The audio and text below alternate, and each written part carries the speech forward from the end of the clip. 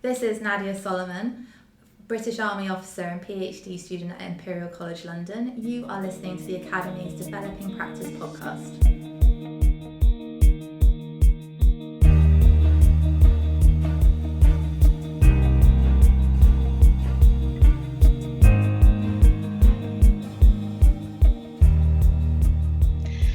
Welcome to the next episode of the University of Liverpool Academy's Developing Practice podcast. In this episode, myself, Alex Owen, academic developer, and Matt Davis, organisational developer, sat down with Nadia Soliman, a former Army officer and current PhD student at Imperial College London. We discussed Nadia's understanding of the differences between the Army and HE in relation to development and leadership. We hope you enjoy. Brilliant. Nadia, it's really lovely to be speaking to you today. We've just heard you talking at the Research Staff Association Lunch and Learn, which was really interesting.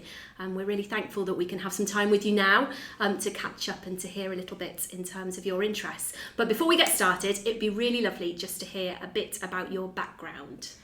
So thank you for having me.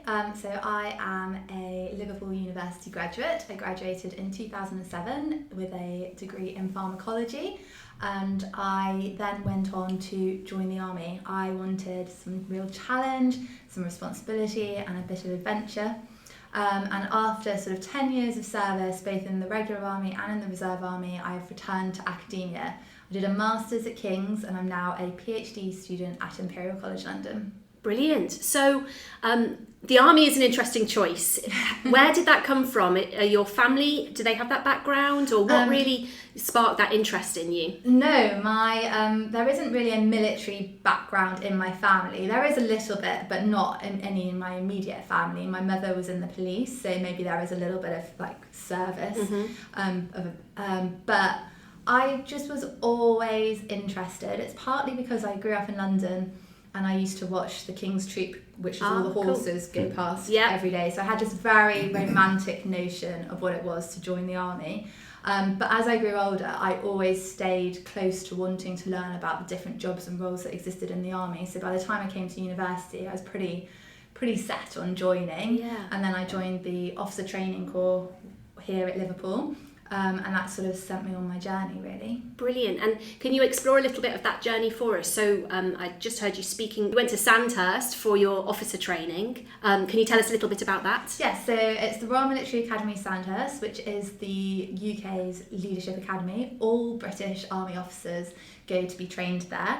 It is considered one of the best leadership academies in the world, if not the best, but I don't know how they measure them, but it sounds good to say. It sounds very that good. It is the best. Yeah. We've got the best academy in Liverpool Uni. Yeah, exactly. Great like that. Brilliant.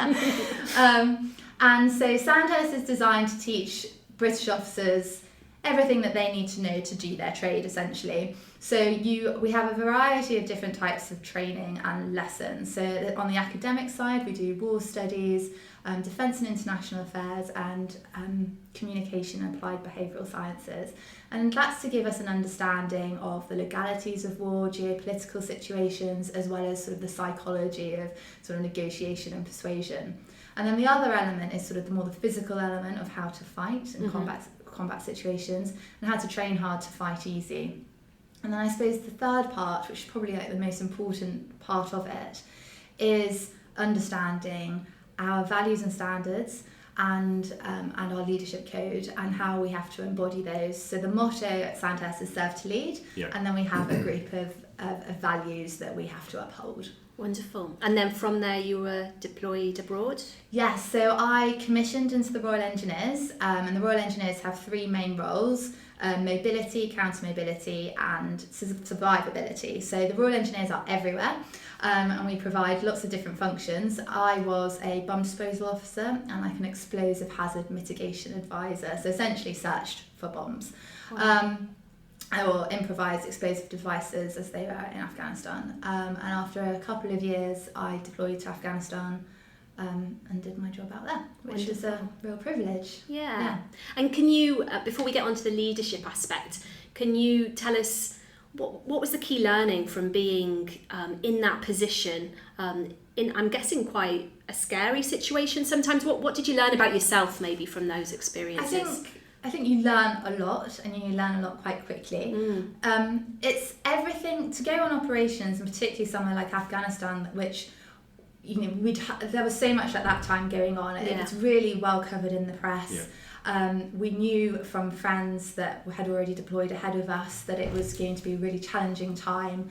The Taliban at that time, in the area that we were operating in, called Helmand Province, had good control, I suppose, over the battlefield, and they were using improvised explosive devices everywhere to prevent our movement. But the problem with these devices is that they're indiscriminate, so they could be used against civilians and like innocent victims as well as other militaries, and so it was our job to remove them. And so when you have that kind of level of responsibility, you do obviously take it very seriously, but you kind of I suppose it's quite easy for you to rationalise why I was there and what I was doing, and that I was doing a good job. And then I had the responsibility of my team, which is really, it does sit heavy. It did sit heavy at times, because I was in a team, my small little team was of 6, but I had my whole troop of 30-something out at the same time.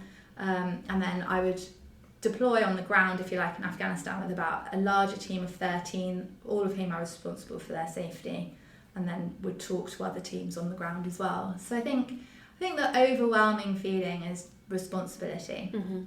And I guess just focusing on the job. Yeah, wonderful. And I guess you then brought those skills back to academia now. So you then went to King's to study for your Masters, and now you're at Imperial. Yes. Could you just tell us a little bit about what your PhD is about? Yes, so my PhD is doing systematic reviews and meta-analysis of animal studies.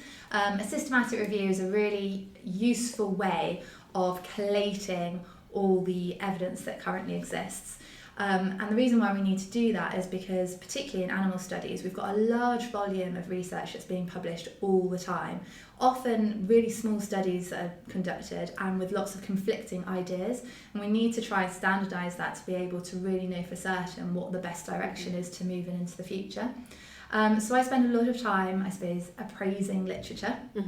And looking at how rigorously the experiments have been designed and conducted, and so that we can try and improve essentially how we could do animal studies so that we can get better results in the clinic. Wonderful. Wow.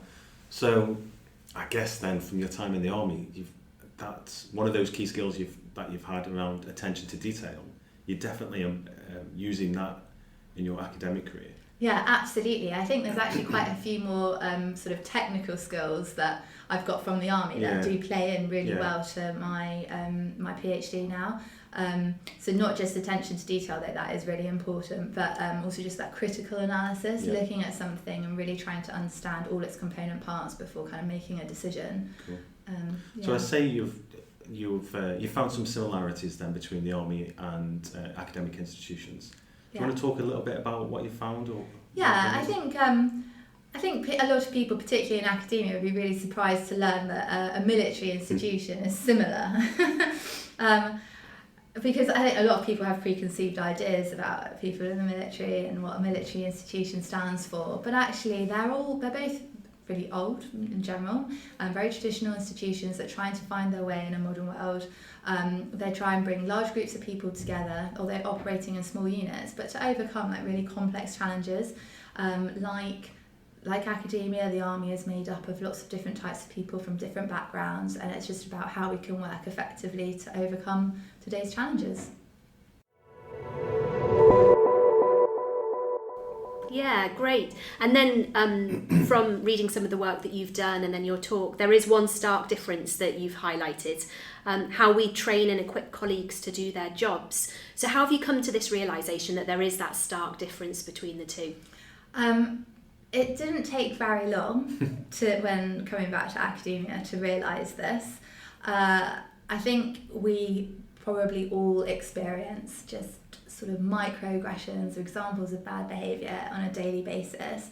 And if you spend any time on Twitter, you will see that there are lots of very extreme cases of bullying and harassment and fraud that are constantly being reported. But perhaps a little bit more closer to home, I was just by talking to people, about their experiences, and seeing supervisors that were struggling with limited funding, hearing about PhD students being kind of exploited to do certain work, not being appreciated, or not even having their sort of personal situation being taken into consideration. And so when you put this all together, it doesn't take very long to realise that there's been a focus in academia that is very individualistic, very inward looking. It's all about our research output. There has been a value placed upon quantity over quality, and I would really like to see a more team orientated, outward focused way of working that's a little bit healthier for us all, so that researchers and research can thrive. And I think one of those really big things that we need to drive cultural change is to equip people better for the rigours of our lives, and leadership is a really important component of that, but it doesn't often get addressed. Okay, so holding that experience that you've had in academia since you've been back up against your experience from the army, how is that so different to what you experienced from your experience in the army? Yeah, I think, the army is like any other institution. It's got its issues and they're working through them. But one of the things that the army does really well is training, and particularly leadership training. They prioritise it, and it has to be done. And it isn't just something for the officer corps, actually. It's delivered at every level. So even private soldiers, when they first go to the foundation colleges and then into basic training, they are taught the same principles, exactly the same as officers are, of leadership, and are expected to uphold the same values and standards. So it's something that is, there is an understanding between everybody, and it's something that is prioritised.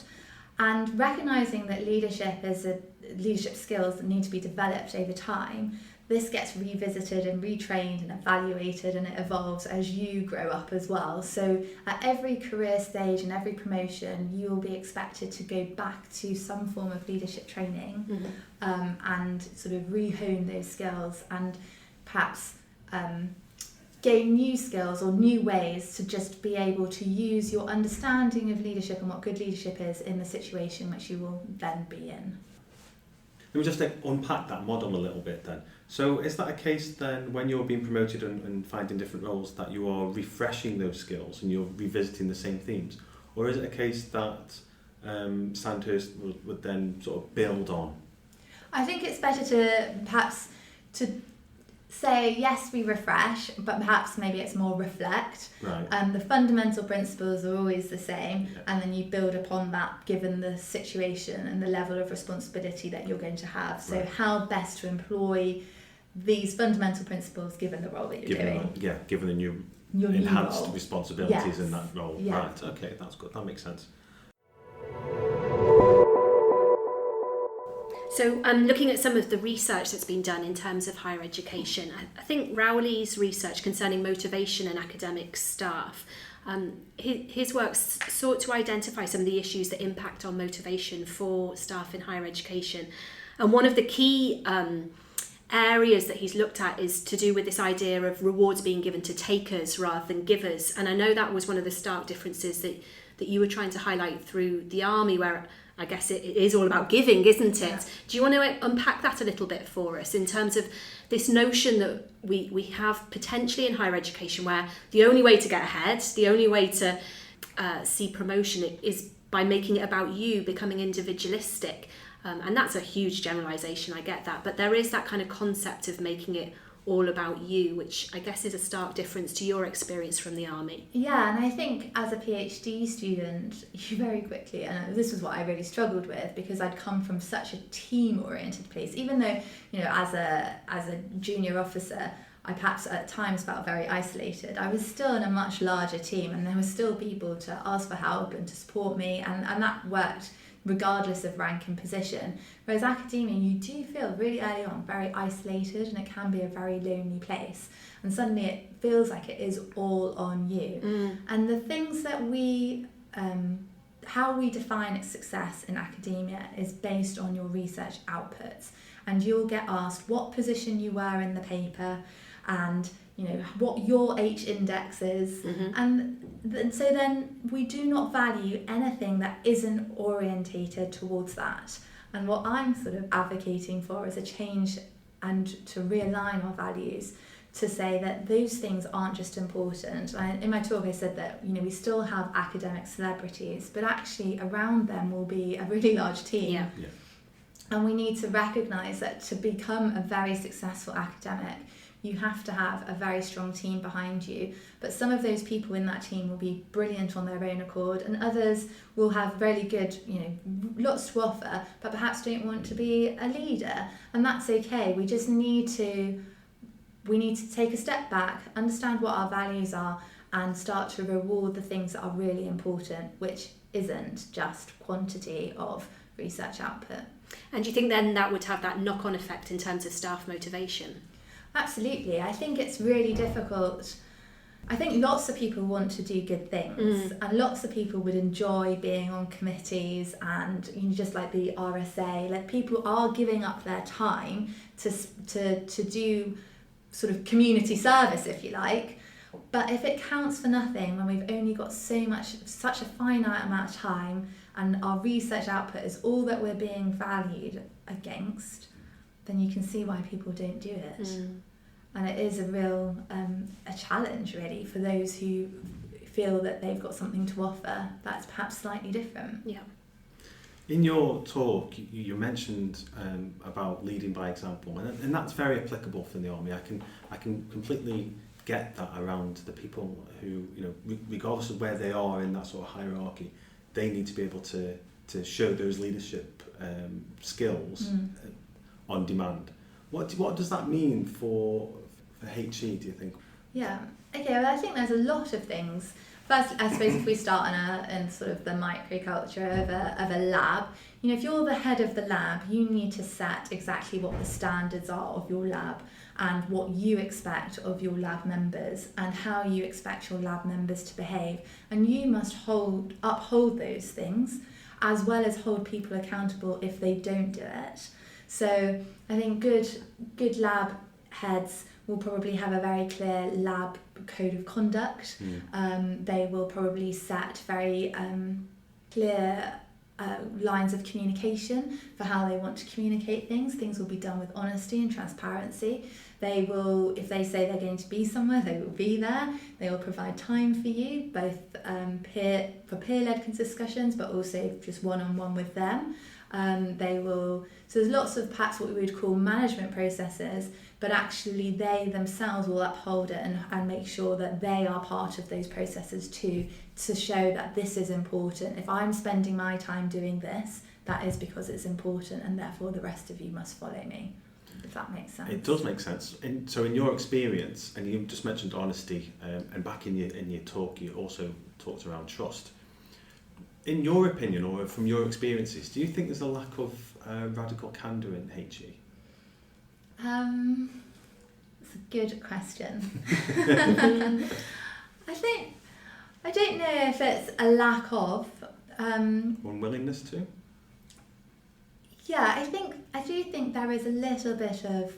I think at the early career researcher stage, there's a lot of concern about their job security and how if they were to speak up, then they would be, potentially harming their future career prospects. I think then what you get is for the people who did make it, there's a little bit of survival bias. So I did this way, so the rest of you can do it this way, and just, the way to get ahead is to put your head down and just get on with it. I suppose in answer to your question, the answer is yes. But that being said, that isn't everyone. No. And I think there are a lot of people trying to make changes, and perhaps those changes are taking an effect, but just in small numbers at the moment. We haven't been able to change the system around us. Yeah. And I think funders predominantly are the ones that can really make that kind of change. Yeah. And do you think some of your reflections are on your discipline as well? So my background is the academic study of education. So my teams were always made up of people maybe with a social policy background. I also had developmental psychologists, sociologists. And what you were talking about earlier in your talk was about this collaborative style of leadership. As PIs, we always had to employ that style of leadership because I didn't know the stuff that my team knew. So some of what you're saying is quite foreign to me because I've just not seen that modelled in my discipline. Do you think some of what you're saying is quite unique to the sciences maybe, or is that unfair? I do agree, because I was having this discussion with some senior members of staff at Imperial, and apparently in physics and engineering they actually do talk about very early, or introduce undergraduates really early on to teamwork and leadership and the skills that you need to be an effective team. Yeah, and I guess a multidisciplinary approach to the subject, because we have to, because of the subjects that we're working with. Exactly. Whereas I come from a biosciences, and for whatever reason there seems to be a lot of competition behind closed doors, and they seem to work in very small teams. This isn't everyone, again, this is a very generalisation, but working in small teams, wanting to be the first to get their new finding out, and have a very sort of inward orientated approach to how they work.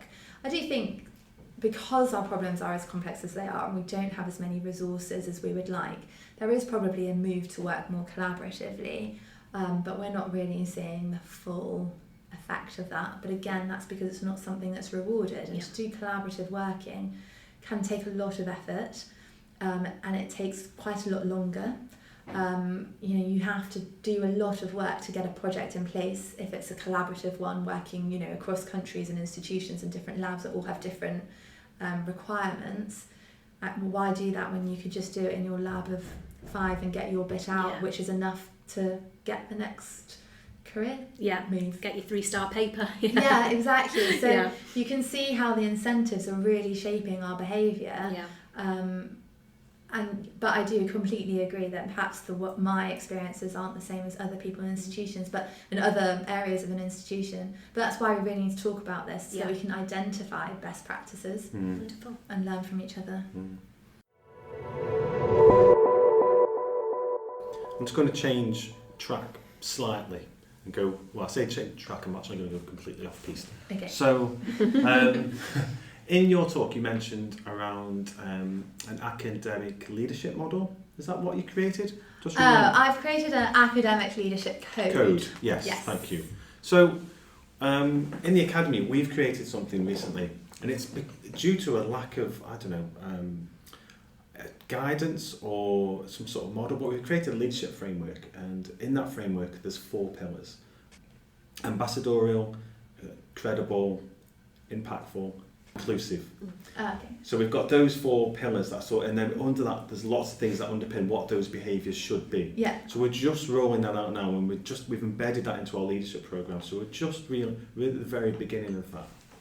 And I suppose my question around that is, one, why is that missing in HE? Because we're only just getting around to doing it, so why is that missing? And 2, does those sort of themes tie in with your code? Yeah, I think absolutely. And I feel a bit vindicated to hear that you've just done the same as well, because clearly there is a gap, and that guidance isn't being provided. So there is sort of no handrail, if you like, for people to know exactly what to do. Not exactly what to do, because it's not you must behave this way. No. It's these are the things that are important to us, so make sure you think about them. So I guess within higher education, I suppose the easiest answer as to why it isn't here is because it hasn't been valued until now. And I think we were operating in a very traditional way, this idea that you have a single PI that can lead a lab to great things, but actually now we are under a lot more stress and pressures. There's a lot fewer resources to go around, more people with much more complex problems. So the ability to work well and work effectively means that you need much better sort of transferable leadership type skills, so that you can cut across many different types of groups, different cultures, and really get the best out of the people that you're working with. So from reading about you, there's one phrase that really seems to make you shudder, and that is, what this needs is good leadership. So why is this phrase such a problem for you? Because when I first returned to academia and started going to a few science meetings, this phrase kind of got bandied about a lot. And I was perhaps feeling quite negative that firstly, there are very few good leaders in academia. So I was always surprised that they kept saying what this needs is good leadership, because we're not preparing anyone to be a good leader, for starters. There are good people, but whether they're good leaders is another thing. But also that it doesn't mean anything unless you define it. Leadership means something very different to many different types of people, and I think it's really important that you define what that is. And yes, we know something needs good leadership, but we should say what that looks like, and in the context of a specific problem. Yeah. And so just saying a phrase, it's just empty rhetoric to me, and that's frustrating, because you would never hear that in the army. There's loads of leaders, but no one would say what this needs is good leadership. It's this is the problem, this is how we need to solve it, this is what we're going to do, kind of thing, and you just don't get that. Yeah. And then you also see that good leadership within the problem solving. Yeah. Okay. So when you say there aren't many good leaders in academia, what are we looking for? What makes you a good leader in your eyes? Yeah, I think it's a bit, I think that's really unfair to say there aren't many good leaders in academia. I should correct that. I just think that there are good leaders and good people, but there are not many people that spend time really thinking about what leadership is and what is most effective. And this is something that I would like to do in the future, is start to really understand what our leadership training needs are, so that we can best equip people for the challenges. Because at the moment, the good leaders that we do have in academia, they've learnt by trial and error, and they're probably very natural leaders as well, but not everyone is, but it doesn't mean that they can't be effective. And so I'm just quite interested in exploring and finding an evidence base for what exactly we need and how we can develop it further. Wonderful. And it seems that the literature's pointing that there is a bit of interest around this now. I was doing a bit of research around this, and there are more and more research outputs in terms of what are we looking for in higher education to do with leadership. Are you seeing there is a bit of a wave in terms of the change? Yeah, most definitely. I think the biggest one was the Wellcome Trust Research Culture Survey, and of course they're continuing the conversation from that survey with the hashtag Reimagine Research. Their findings showed us that so many academics and researchers are not happy in their current situation. There's really high percentages of unhealthy competition, of bullying and harassment, and feeling unable to do anything about the situation that we find ourselves in. There's over 50% of people saying that they needed to seek professional assistance for depression or anxiety, and there's lots more within their survey. It's really comprehensive. It looked at researchers, impact on research output, and impact on society. And I think now we've got a major funder in the UK that has the empirical evidence to say, we do need to start a change, a cultural shift. And so where the money is always where the change will come. Yeah, I mean they were saying 48% of researchers who manage people have received training. That's a really low statistic. It's very low. So you think that there will be a response to that? I hope so. Certainly I'm here to advocate for that. To me it's really alien, and I'm pretty certain it'll be really alien for people from other sectors that you were not trained to do your job, particularly when you have such huge responsibilities. Principal investigators can have millions of pounds worth of funding, a lot of that governmental or charity based, so you have a huge responsibility to make sure that that's spent appropriately anyway.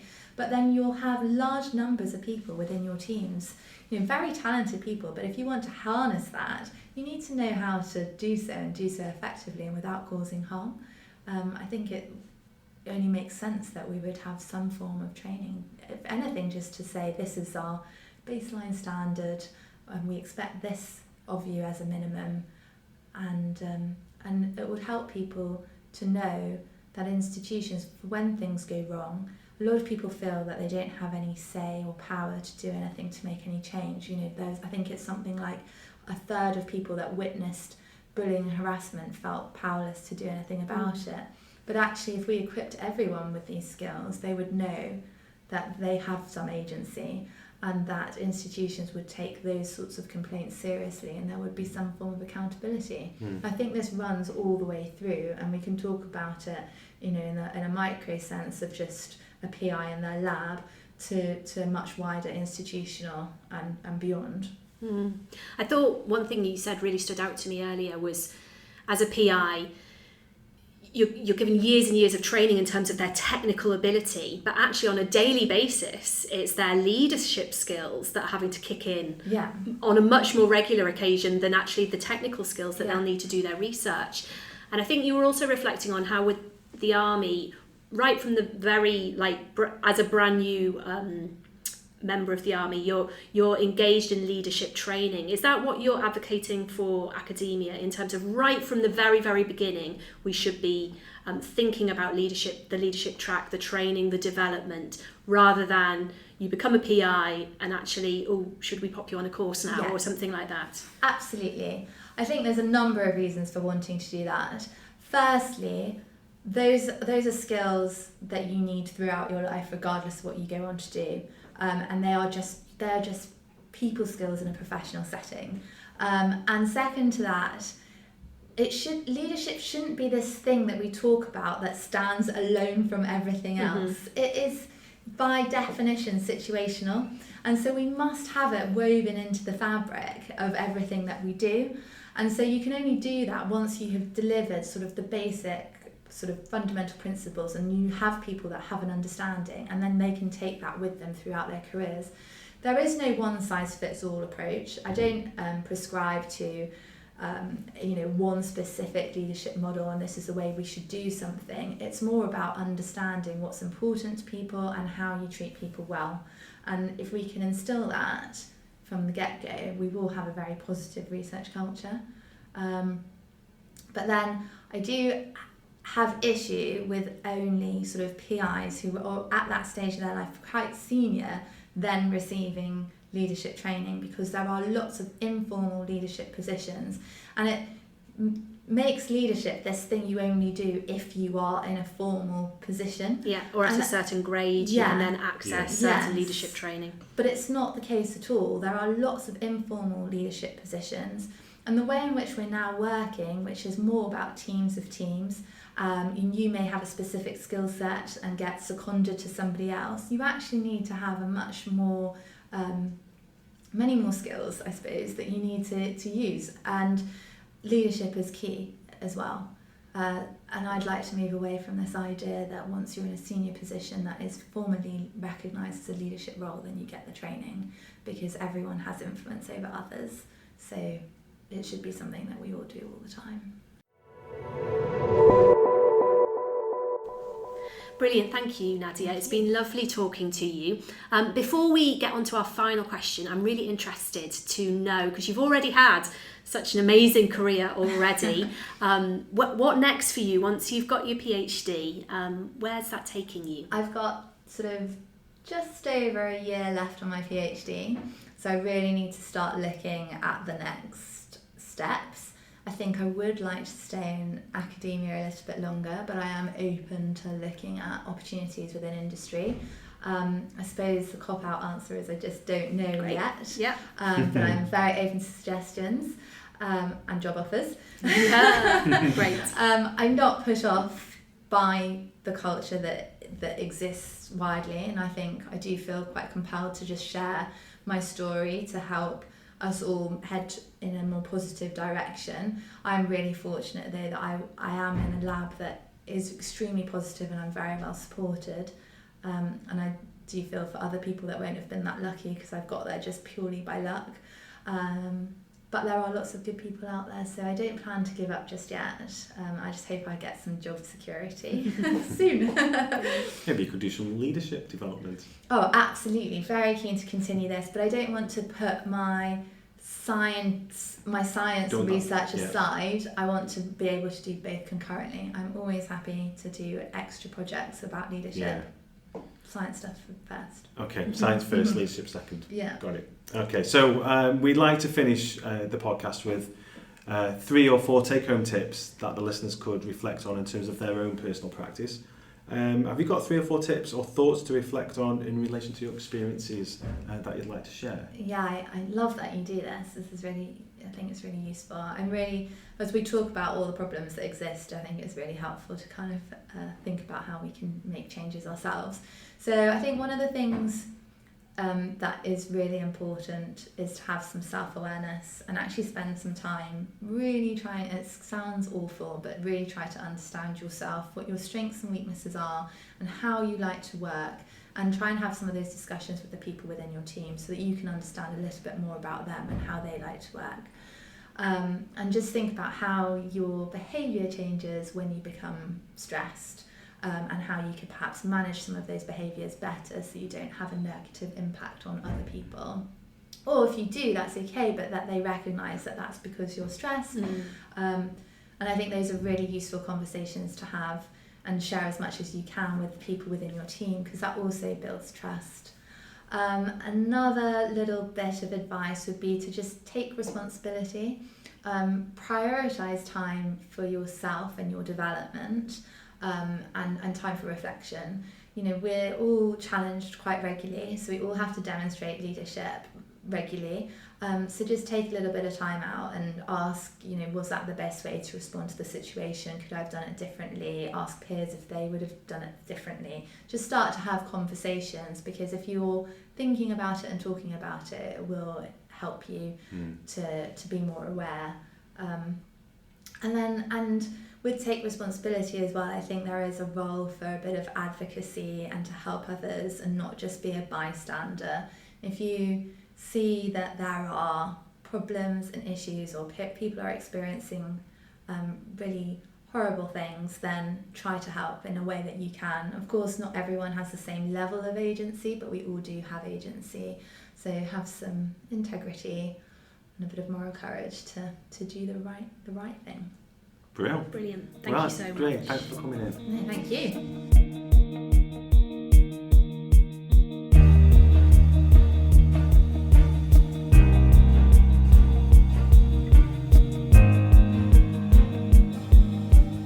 Well, it was great to catch up with Nadia there when she came to see us in Liverpool. Just reflecting on one of the things she said there, and how easy it is to slip into a leadership role without any training when you are so good at a specific subject or a role, as it's so often the next logical step in your career progression. And we see this a lot, particularly within the technical community at the University of Liverpool. And it's something that we as in the academy are keen to support in ensuring colleagues are appropriately developed for their roles and beyond. Yeah, absolutely. I think that's something that we see with academics as well.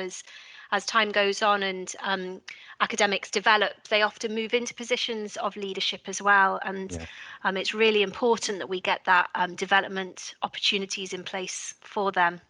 I really enjoyed the talk as well. I really found Nadia's story interesting. And I think one of the things that I'm going to reflect on is how she talked about in the army, leadership being an ongoing expectation, that regardless of role, there is that expectation there right from the very first day in terms of how you're going to develop as a leader. And I think that's something that we can really learn from in higher education. So there's lots there for us to think about, and a big thank you to Nadia for coming and chatting to us when she was up in Liverpool. If you'd like to take your thinking further, we've added some resources to the website, specifically in relation to the themes that Nadia talks about. And you can find those on the reading list, which you can access at liverpool.ac.uk/the-academy/podcast. Also, we love to hear from you, so please do let us know what you thought about this episode. You can tweet us at LiveUniAcademy, or you can tweet us directly at eLearnerMatt or at Alexandra_Owen. And we're really grateful for those who have taken the time to either rate or review our show in your podcast provider's app. And I know I say this every time, and it might be a little bit boring for those who have listened to all of our episodes. But it really does help if you can either rate or review the app, as it helps us get up in the rankings, and more people will find us as a result. Also, and again, I've said this before, but I know a lot of you have listened and not yet subscribed, so hit the follow button or the subscribe button now and keep up to date with our latest episodes. Bye for now.